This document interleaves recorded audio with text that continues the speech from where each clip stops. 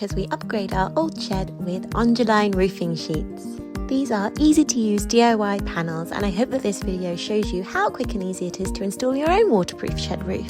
You can use these to create a roof from scratch, but if like us you've got some old felt and it's looking a bit tatty, this is a great way to quickly upgrade your shed. It literally screws right on, so all you need to do to begin with is measure your roof and order the right amount of panels for your square meterage. There are lots of guides on Onduline's website to help you do this. It's important to install the panels as instructed in the guide, but basically you're working away from the wind, overlapping as you go. The Onduline screws are really easy to use and create a smart and weather-tight fixing. We did lots of measuring as we went along to ensure that we had the correct overhang on each panel. Once we'd installed most of the front panels, we actually then stopped to start working on the ridge.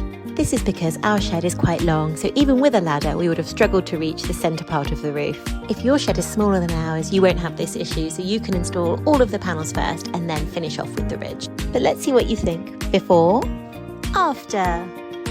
Thank you, Onduline!